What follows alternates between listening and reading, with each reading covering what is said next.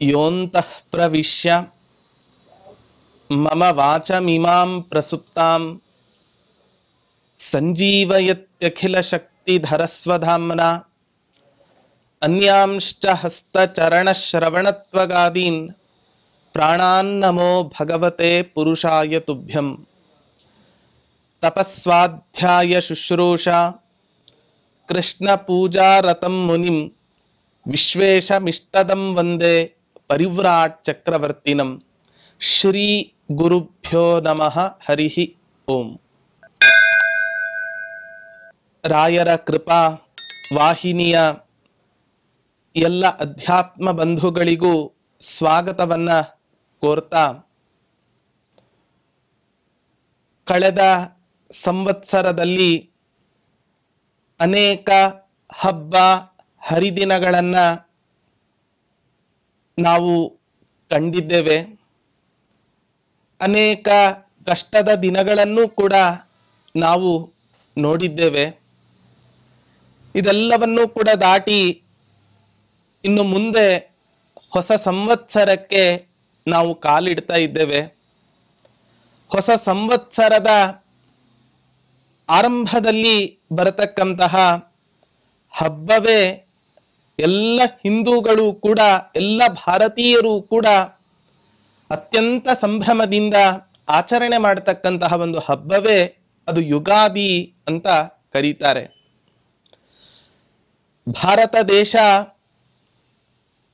ಅನೇಕ ಸಂಸ್ಕಾರ, ಅನೇಕ ಸಂಸ್ಕೃತಿಗಳನ್ನ ತನ್ನ ಒಡಲಲ್ಲಿ ಹಾಕಿಕೊಂಡಿದೆ. ಹಾಗಾಗಿ ಆಯಾಯ ದೇಶಗಳಲ್ಲಿ ಅನೇಕ ರೀತಿಯಾದ ಹೆಸರುಗಳಿಂದ ಈ ಯುಗಾದಿ ಹಬ್ಬವನ್ನ ಆಚರಣೆ ಮಾಡ್ತಾರೆ. ಯುಗಾದಿಯ ಹಿನ್ನೆಲೆಯನ್ನ ನಾವು ಚಿಂತನೆ ಮಾಡೋದಾದ್ರೆ, ನಮಗೆ ಆ ಯುಗಾದಿ ಎನ್ನುವ ಶಬ್ದವನ್ನ ಕೇಳಿದ ತಕ್ಷಣವೇ 4 ಯುಗಗಳಲ್ಲಿ ಯಾವ ಯುಗದ ಆದಿಯೋ ಅಂತ ನಮಗೆ ಒಂದು ಸಹಜವಾಗಿ ಸಂದೇಹ ಬರುತ್ತೆ.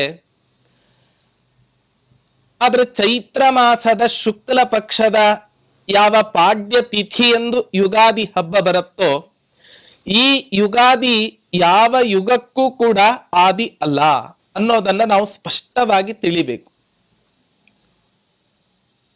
ಒಟ್ಟು 4 ಯುಗಾದಿಗಳನ್ನ ನಾವು ಕಾಣ್ತೇವೆ. ಕೃತಯುಗದ ಆದಿ, ತ್ರೇತಾಯುಗದ ಆದಿ, ದ್ವಾಪರ ಯುಗದ ಆದಿ, ಕಲಿಯುಗದ ಆದಿ. ವೈಶಾಖ ಮಾಸದ ಶುಕ್ಲ ಪಕ್ಷದ ತೃತೀಯ ತಿಥಿ ತ್ರೇತಾಯುಗಕ್ಕೆ ಆದಿ ಆದರೆ, ಭಾದ್ರಪದ ಮಾಸದ ಕೃಷ್ಣ ಪಕ್ಷದ ತ್ರಯೋದಶಿ ತಿಥಿ ಅದು ಕಲಿಯುಗದ ಆದಿ. ಕಾರ್ತಿಕ ಮಾಸದ ಶುಕ್ಲ ಪಕ್ಷದ ನವಮಿ ತಿಥಿ ಕೃತಯುಗದ ಆದಿಯಾದರೆ, ಮಾಘ ಮಾಸದ ಶುಕ್ಲ ಪಕ್ಷದ ಹುಣ್ಣಿಮೆಯ ತಿಥಿ ಅದು ದ್ವಾಪರ ಯುಗದ ಆದಿ. ಹಾಗಾದ್ರೆ ಈ ಯಾವ 4 ಯುಗದ ಆದಿಗಳೂ ಕೂಡ ಚೈತ್ರ ಮಾಸದ ಶುಕ್ಲ ಪಕ್ಷದ ಪಾಡ್ಯದ ತಿಥಿಯೆಂದು ನಮಗೆ ಕಾಣಿಸೋದಿಲ್ಲ. ಹಾಗಾದ್ರೆ ಇದಕ್ಕೆ ಯುಗಾದಿ ಅಂತ ಯಾಕೆ ಕರೆದ್ರು ಅಂತ ವಿಚಾರವನ್ನ ಮಾಡಿದರೆ, ಪುರಾಣದಲ್ಲಿ ಬರತಕ್ಕಂತಹ ಒಂದು ಮಾತು, ಚೈತ್ರೇ ಮಾಸಿ ಜಗದ್ ಬ್ರಹ್ಮ ಸಸರ್ಜ ಪ್ರಥಮೆ ಅಹನಿ ಅಂತ ಹೇಳ್ತಾರೆ. ಜಗತ್ ಸೃಷ್ಟಿಕರ್ತನಾದ ಯಾವ ಚತುರ್ಮುಖ ಬ್ರಹ್ಮನಿದ್ದಾನೆ, ಈ ಜಗತ್ತಿನ ಸೃಷ್ಟಿಯನ್ನ ಅರ್ಥಾತ್ ಜಗತ್ತಿಗೆ ಚೈತನ್ಯವನ್ನ ತುಂಬತಕ್ಕಂಥ ಕೆಲಸವನ್ನ ಆರಂಭ ಮಾಡಿದ ದಿನ ಈ ಚೈತ್ರ ಮಾಸದ ಶುಕ್ಲ ಪಕ್ಷದ ಪಾಡ್ಯದ ತಿಥಿ. ಹಾಗಾಗಿ ಆ ಅರುಣೋದಯ ಕಾಲದಲ್ಲಿ ಯಾವ ಚತುರ್ಮುಖ ಬ್ರಹ್ಮ ಈ ಜಗತ್ತನ್ನ ಸೃಷ್ಟಿ ಮಾಡಿದನೋ ಆ ಕಾರಣದಿಂದ ಇದಕ್ಕೆ ಯುಗದ ಆದಿ ಯುಗಾದಿ ಎನ್ನುವ ಹೆಸರನ್ನ ನಾವು ಪುರಾಣಗಳಲ್ಲಿ ನಾವು ಕಾಣುತ್ತೇವೆ. ಅವತ್ತಿನ ದಿನ ಚತುರ್ಮುಖ ಬ್ರಹ್ಮ ಸಭೆಗಳಲ್ಲಿ ನೆರೆದ ಅನೇಕ ದೇವತೆಗಳಿಗೆ ಸಂವತ್ಸರದ ಆಧಿಪತ್ಯವನ್ನ, ಮಾಸಗಳ ಆಧಿಪತ್ಯವನ್ನ, ಋತುಗಳ ಆಧಿಪತ್ಯವನ್ನ ಹೀಗೆ ಕ್ರಮವಾಗಿ ಎಲ್ಲ ದೇವತೆಗಳಿಗೂ ಕೂಡ ನೀಡಿದ ಅನ್ನೋದು ಪುರಾಣಗಳಲ್ಲಿ ನಾವು ಕಾಣತಕ್ಕಂತಹ ಒಂದು ಹಿನ್ನೆಲೆ. ಹಾಗಾಗಿ ಯಾವ ಚತುರ್ಮುಖ ಬ್ರಹ್ಮ ಈ ಜಗತ್ತಿನ ಸೃಷ್ಟಿಯನ್ನ ಮಾಡಿದ ಆರಂಭದ ದಿನ ಇದೆ, ಇದು ಅತ್ಯಂತ ಪವಿತ್ರವಾದ ದಿನ ಅಂತ ಹೇಳ್ತಾರೆ. ಪ್ರಾತಃ ಕಾಲದಲ್ಲಿ ಅವತ್ತಿನ ದಿನ ಅರುಣೋದಯ ಕಾಲದಲ್ಲಿಯೇ ಮನೆ ಮಂದಿ ಮಕ್ಕಳು ಎಲ್ಲರೂ ಕೂಡ ಎದ್ದು ಸಂಭ್ರಮದಿಂದ ದೇವರ ಮನೆಗೆ ಹೋಗಿ ದೇವರಿಗೆ ನಮಸ್ಕಾರವನ್ನ ಮಾಡಿ ಅನೇಕ ಹೊಸ ವಸ್ತುಗಳನ್ನ ದೇವರ ಮುಂಭಾಗದಲ್ಲಿ ಇಡಬೇಕು ಅಂತ ಹೇಳ್ತಾರೆ. ಪಂಚಾಂಗ, ಈ ಸಂವತ್ಸರದಲ್ಲಿ ನಮ್ಮ ಜೀವನವನ್ನ ನಡೆಸಲಿಕ್ಕೆ ಬೇಕಾಗಿರತಕ್ಕಂತಹ ಧಾನ್ಯಗಳು, ಅನೇಕ ರೀತಿಯಾದ ತರಕಾರಿಗಳು, ನಮ್ಮ ಇಷ್ಟದ ವಸ್ತು ಯಾವುದಾದ್ರೂ ಕೂಡ ಇತ್ತು ಅಂತಾದರೆ ಅದನ್ನ ಆ ಭಗವಂತನ ಮುಂಭಾಗದಲ್ಲಿ ಇಟ್ಟು, ಅಲ್ಲಿ ಕನ್ನಡಿಯನ್ನ ಇಟ್ಟು, ಆ ಕನ್ನಡಿಯಲ್ಲಿ ಆ ವಸ್ತುಗಳ ದರ್ಶನವನ್ನ ನಾವು ಮಾಡಿದೆವು ಅಂತಾದ್ರೆ ಭಗವಂತ ನಮಗೆ ಈ ಸಂವತ್ಸರದಲ್ಲಿ ಆ ವಸ್ತುಗಳನ್ನ ದೊರಕಿಸಿಕೊಡ್ತಾನೆ ಅನ್ನುವಂತಹ ಒಂದು ಅಚಲವಾದ ನಂಬಿಕೆ ನಮ್ಮಲ್ಲಿ ಇದೆ. ಅಷ್ಟೇ ಅಲ್ಲ, ಭಗವಂತ ರಾಮನಾಗಿ ಅವತಾರವನ್ನ ಮಾಡಿ ಸೀತಾಮಾತೆಯನ್ನ ಅಪಹರಿಸಿದ ರಾವಣನನ್ನ ಸಂಹಾರ ಮಾಡಿದ. ಹೀಗೆ ರಾವಣನ ಸಂಹಾರವನ್ನ ಮಾಡಿ ಅಯೋಧ್ಯೆಯಲ್ಲಿ ಪಟ್ಟಾಭಿಷಿಕ್ತನಾದ ದಿನವೂ ಕೂಡ ಈ ಚೈತ್ರ ಮಾಸದ ಶುಕ್ಲ ಪಕ್ಷದ ಪಾಡ್ಯದ ತಿಥಿ ಅಂತ ಪ್ರಸಿದ್ಧಿ ಇದೆ. ಅಷ್ಟೇ ಅಲ್ಲ, ದಕ್ಷಿಣ ಭಾರತವನ್ನ ಆಳಿದ ಶಾಲಿವಾಹನ ಅನ್ನೋ ಹೆಸರಿನ ಒಬ್ಬ ರಾಜ, ನಾವೆಲ್ಲ ಸಂಕಲ್ಪವನ್ನ ಮಾಡ್ತಕ್ಕಂಥ ಸಂದರ್ಭದಲ್ಲಿ ಹೇಳ್ತೇವೆ ಶಾಲಿವಾಹನ ಶಕೆ ಅಂತ ಹೇಳ್ತೇವೆ. ಇಂಥ ಶಾಲಿವಾಹನ ಮಹಾರಾಜ ತಾನು ಸಿಂಹಾಸನಾರೂಢನಾಗಿರ್ತಕ್ಕಂತಹ ದಿನವೂ ಕೂಡ ಈ ಚೈತ್ರ ಮಾಸದ ಶುಕ್ಲ ಪಕ್ಷದ ಪಾಡ್ಯದ ತಿಥಿ ಆಗಿದೆ.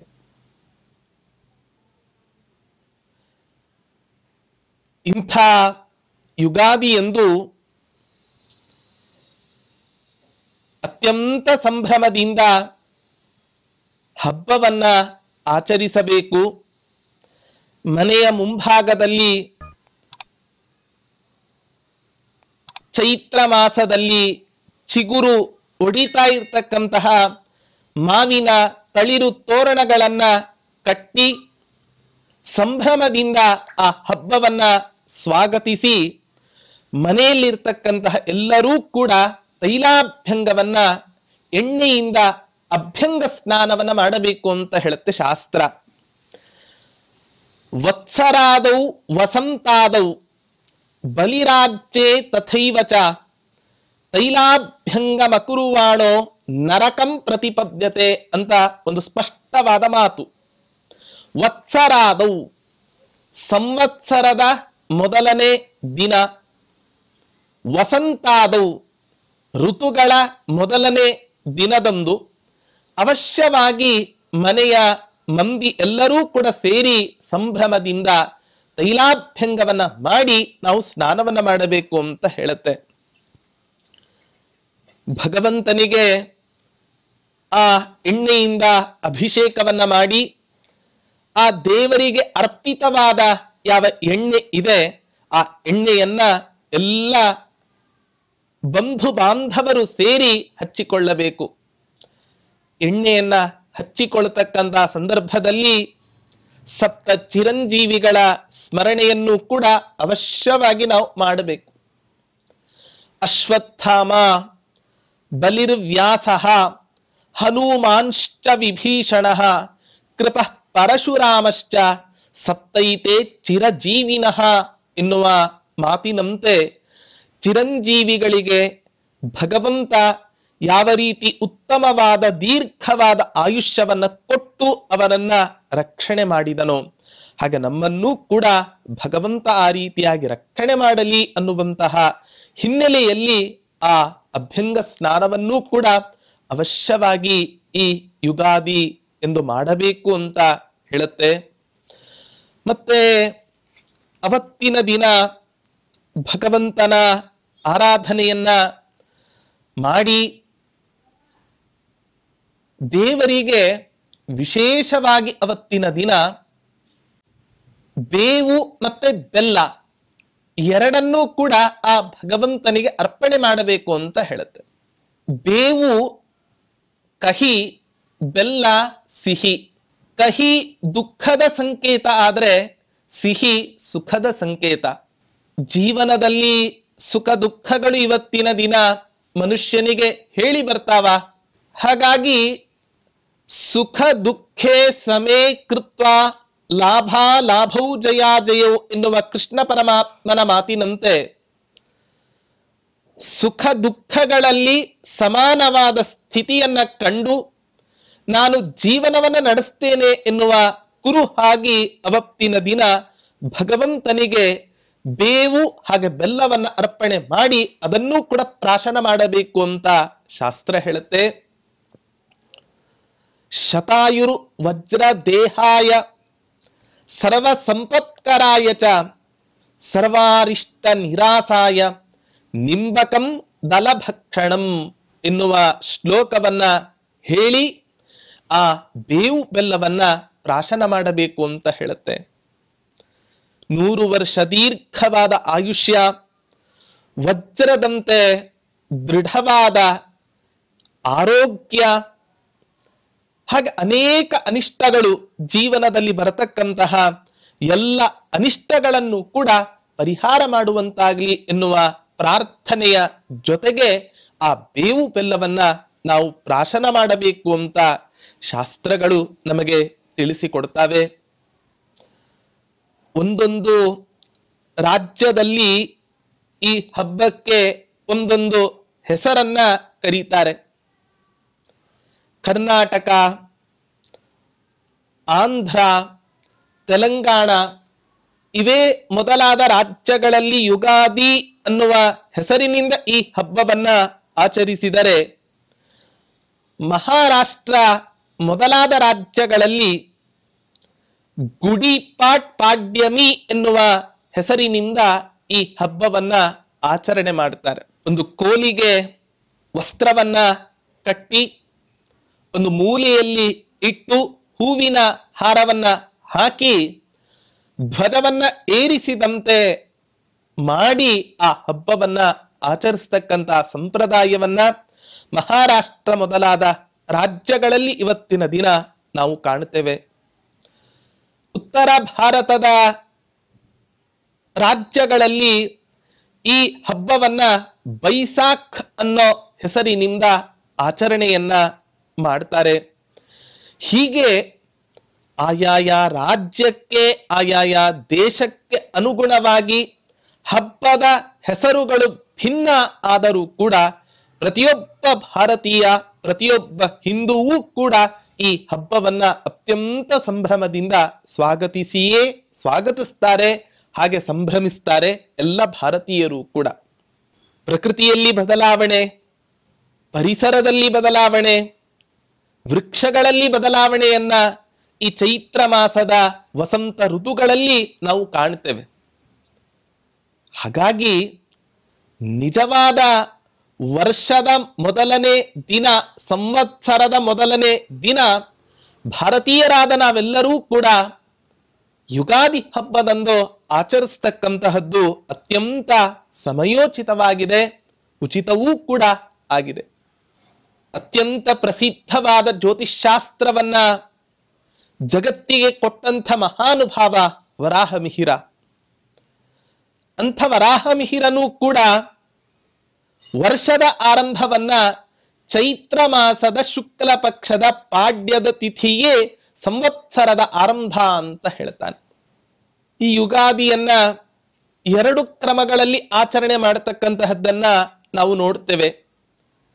ಒಂದು ಸೌರಮಾನ ರೀತ್ಯ, ಇನ್ನೊಂದು ಚಾಂದ್ರಮಾನ ರೀತ್ಯ.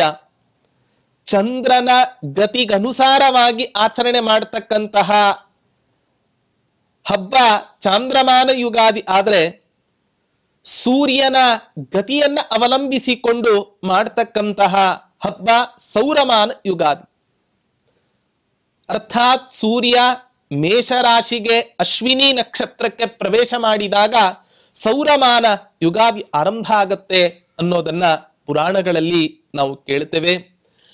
ಇಂತಹ ಯುಗಾದಿಯಂದು ನಾವೆಲ್ಲರೂ ಕೂಡ ಅವಶ್ಯವಾಗಿ ದೇವಸ್ಥಾನ, ಮಠ ಮಂದಿರಗಳಿಗೆ ಹೋಗಿ ದೇವರ ದರ್ಶನವನ್ನ ಮಾಡಿ, ಹಿರಿಯರ ದರ್ಶನವನ್ನ ಮಾಡಿ, ಹರಿಗುರುಗಳ ಅನುಗ್ರಹವನ್ನ ಪಡೆದುಕೊಂಡು ನಮ್ಮ ಈ ಸಂವತ್ಸರ ಚೆನ್ನಾಗಿ ಮುಂದುವರಿಯಲಿ ಅಂತ ಪ್ರಾರ್ಥನೆಯನ್ನ ಮಾಡ್ತಾ, ಅವಶ್ಯವಾಗಿ ಅವತ್ತಿನ ದಿನ ಹಿರಿಯರ ಮೂಲಕ ಪಂಚಾಂಗ ಶ್ರವಣವನ್ನು ಕೂಡ ಮಾಡಬೇಕು ಅಂತ ಹೇಳುತ್ತೆ ಶಾಸ್ತ್ರ. ಪಂಚಾಂಗ ಶ್ರವಣದ ಫಲವನ್ನ ನಮಗೆ ತಿಳಿಸ್ತಾ ಹೇಳುತ್ತೆ. ತಿಥೇಶ್ಚ ಶ್ರಿಯಮಾಪ್ನೋತಿ ವಾರಾತ್ ಆಯುಷ್ಯವರ್ಧನಂ ನಕ್ಷತ್ರಾತ್ ಹರತೆ ಪಾಪಂ ಯೋಗಾತ್ ರೋಗ ನಿವಾರಣಂ ಕರಣಾತ್ ಕಾರ್ಯಸಿದ್ಧಿ ಸ್ಯಾತ್ ಪಂಚಾಂಗ ಫಲಮುತ್ತಮಂ ಅಂತ ಹೇಳುತ್ತೆ. ತಿಥೇಶ್ಚ ಶ್ರಿಯಮಾಪ್ನೋತಿ, ತಿಥಿಯ ಶ್ರವಣವನ್ನ ಮಾಡೋದ್ರಿಂದ ಸಂಪತ್ತನ್ನ ಪಡೆದುಕೊಳ್ತಾನೆ. ವಾರದ ಶ್ರವಣವನ್ನ ಮಾಡೋದ್ರಿಂದ ಆಯುಷ್ಯದ ಅಭಿವೃದ್ಧಿ ನಮಗೆ ಉಂಟಾಗತ್ತೆ. ನಕ್ಷತ್ರಗಳ ಶ್ರವಣವನ್ನ ನಾವು ಮಾಡೋದ್ರಿಂದ, ಅವತ್ತಿನ ದಿನದ ನಕ್ಷತ್ರವನ್ನ ನಾವು ಶ್ರವಣವನ್ನ ಮಾಡೋದ್ರಿಂದ ನಾವು ಕಳೆದ ಸಂವತ್ಸರಗಳಲ್ಲಿ ಮಾಡಿದ ಅನೇಕ ಪಾಪಗಳು ನಿವಾರಣೆ ಆಗ್ತವೆ. ಯೋಗದ ಶ್ರವಣವನ್ನ ಮಾಡೋದ್ರಿಂದ ರೋಗಗಳು ನಿವಾರಣೆ ಆಗ್ತವೆ. ಕರಣವನ್ನ ಶ್ರವಣ ಮಾಡೋದ್ರಿಂದ ಅಂದುಕೊಂಡ ಕಾರ್ಯ ನಮ್ಮ ಜೀವನದಲ್ಲಿ ಸಾಧನೆಯನ್ನು ಮಾಡ್ಲಿಕ್ಕೆ ಸಾಧ್ಯ ಆಗ. ಹಾಗಾಗಿ ಜ್ಯೋತಿಷ್ಶಾಸ್ತ್ರದ ಬೇರು ಹೇಗೆ ಈ 5 ಅಂಗಗಳ ಮೇಲೆ ನಿಂತಿದೆಯೋ, ಹಾಗೆ ನಮ್ಮ ಜೀವನದ ಸಫಲತೆಯೂ ಕೂಡ ಈ ಪಂಚಾಂಗ ಶ್ರವಣದ 5 ಅಂಗಗಳ ಮೇಲೆ ನಿಂತಿದೆ ಅಂತ ಹೇಳಿದ್ರೆ ತಪ್ಪಾಗ್ಲಿಕ್ಕೆ ಇಲ್ಲ. ಇಂತಹ ಯುಗಾದಿ ಹಬ್ಬವನ್ನ ಭಾರತೀಯರಾದ, ಸುಸಂಸ್ಕೃತರಾದ, ಹಿಂದೂಗಳಾದ ನಾವೆಲ್ಲರೂ ಕೂಡ ಅತ್ಯಂತ ಸಂಭ್ರಮದಿಂದ ಈ ಹಬ್ಬವನ್ನ ಸ್ವಾಗತಿಸಿ ಸಂಭ್ರಮಿಸೋಣ. ಎಲ್ಲರೂ ಬನ್ನಿ. ಧನ್ಯವಾದ.